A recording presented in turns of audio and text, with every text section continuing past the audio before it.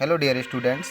आज हम लेके आए हैं कक्षा 9वीं वार्षिक परीक्षा 2024-25 का जो हिंदी का आज पेपर हुआ है उसका सॉल्यूशन। चलो देखते हैं।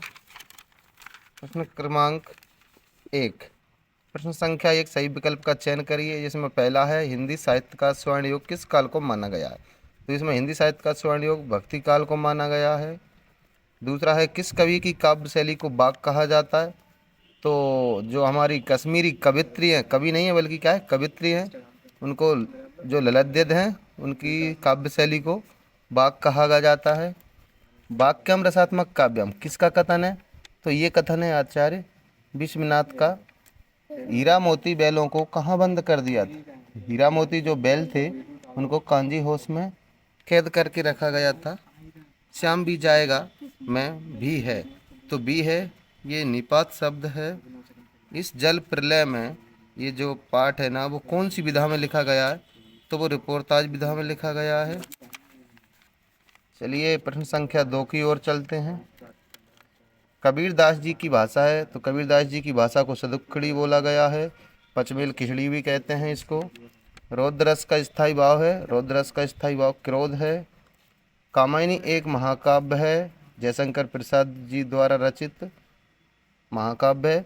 ल्यासा की ओर पाठ में मंदिर में जो कंजूर रखे थे, जो बुद्ध वचन के अनुवाद थे, उनकी हस्तलिखित पोथियाँ वो उनकी संख्या 103 थी। रचना की दृष्टि से वाक्य के रचना की दृष्टि से वाक्य के 3 भेद होते हैं।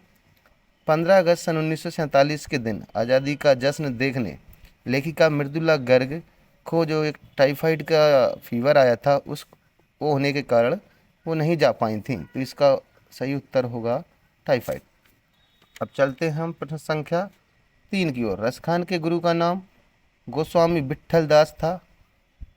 तो विद्यार्थी इसमें मिसप्रिंट हुआ है, गोस्वामी विट्ठल दास नहीं विट्ठल नाथ था, ये सत्य है।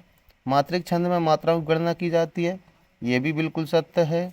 श्यामाचरण दुबे का जन्म उत्तर प्रदेश के बनारस में हुआ था, ये असत्य है। इनका जन्म हुआ था मध्य प्रदेश के बुंदेलखंड क्षेत्र जो कि झांसी तरफ लगता है।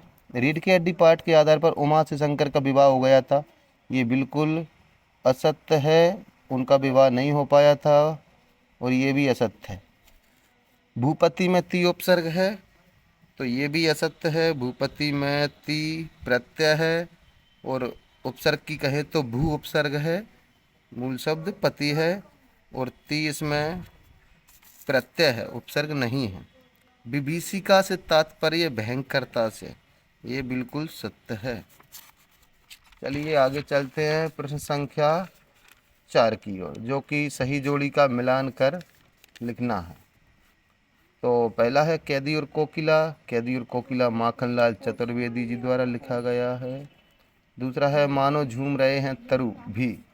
तो इसमें जो मानो है ना ये हमारे लिए एक कीवर्ड है, इसमें हो जाएगा हमारा उत्प्रेक्षा अलंकार। हरिशंकर परसाई जी ने जो पाठ लिखा है वो प्रेमचंद के फटे जूते लिखा है। अफसर ड्राइवर टिफिन ये विदेशी शब्द हैं। नैतिक का विलोम ये तो अनैतिक हो ही जाएगा, ये तो बहुत ही सिंपल आया। और रीढ़ की हड्डी है ना वो जगदीश चंद्र माथुर जी द्वारा रचित है। ओके। अब निम्नलिखित प्रश्नों के उत्तर एक एक वाक्य में लिखिए। प्रश्न संख्या 5 है। तो गांव में जो शहरी मेहमान हैं दामाद की तरह से धजकर कौन आया था। तो वो आए थे हमारे मेघ। कौन आए थे, मेघ या घन या बादल भी लिख सकते हैं। स्थायी भावों को जागृत या उद्दीप्त करने वाले कारक क्या कहलाते हैं। तो वो विभाव कहलाते हैं, विभाव कहलाते हैं। सालिम अली ने अपनी आत्मकथा का क्या नाम रखा था। तो उसका नाम रखा था फॉल ऑफ ए स्पैरो। तत्सम शब्द क्या होते हैं, वो शब्द जो संस्कृत भाषा से जैसे के तैसे हिंदी भाषा में प्रयोग की जाते हैं।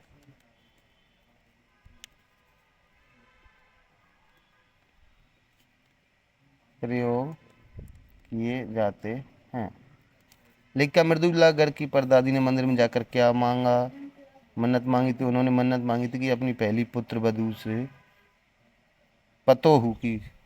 पतोहू से पुत्री रत्न की प्राप्ति, पुत्री रत्न की प्राप्ति की इच्छा। रीट के डेकांक किस समस्या पर आधारित है? तो ये रूढ़िवादी समस्याओं पर आधारित है।